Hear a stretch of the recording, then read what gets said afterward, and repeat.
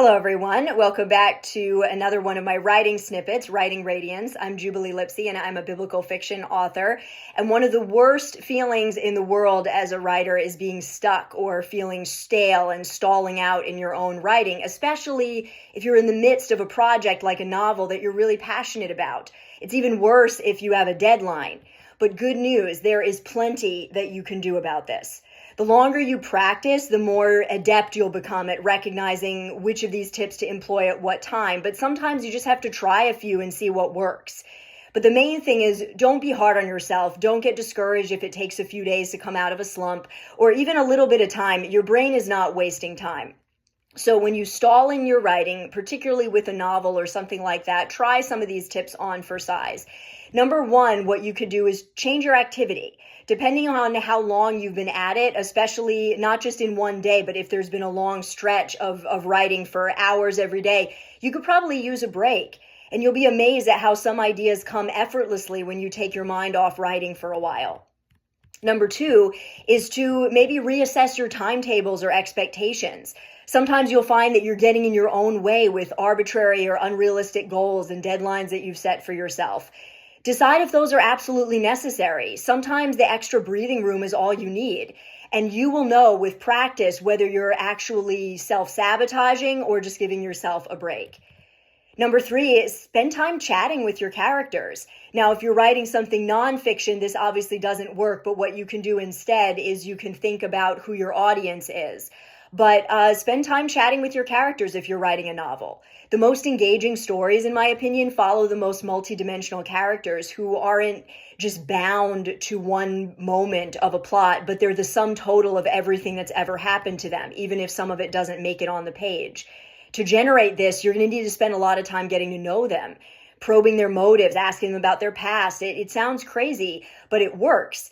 This is a metaphorical relationship. You're not becoming the character, but you are related to them in a way. And in order to write with authority about their lives, you have to know about them. So take some time to chit chat. It's fun.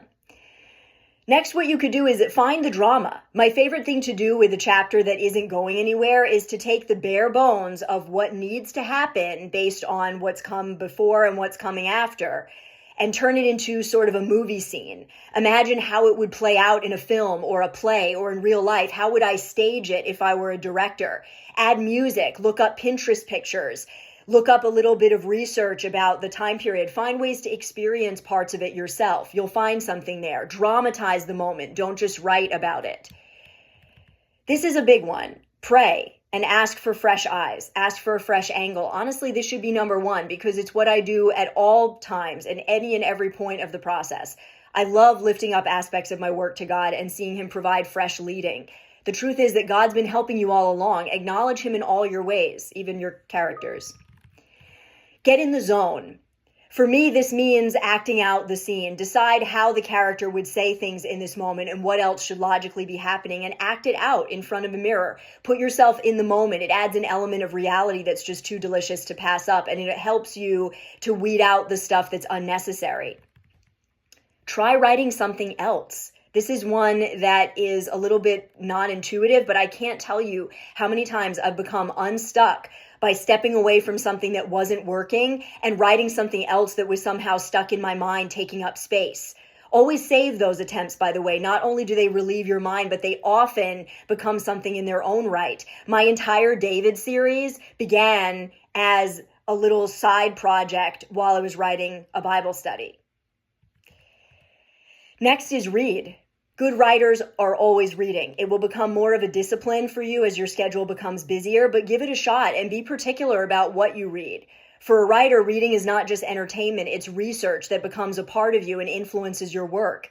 I underline things that I love and I keep a Word document open to record any insights that jump into my mind while reading. It'll happen, just watch. You're doing so many good things for yourself by reading. And then this sort of goes with another one that we mentioned earlier about checking in with your characters, but really reassess their problems. When you get to a sticky spot in your writing where things feel flat and uninviting, chances are you haven't really considered the depth of your characters' hopes and dreams, their challenges, their goals. Reassess it. Maybe it's time to introduce some new complications to achieving those goals. Those complications will keep the story moving and continue to shape the characters' lives and motives. These are just a few of the things that you can do if your writing feels stuck. And you can even turn a lot of them around to work for nonfiction writing. Share that in the comments if you have done any of these things with nonfiction writing, or if there's anything you do to get yourself out of a slump. I'd love to hear about it, and I'll see you next time.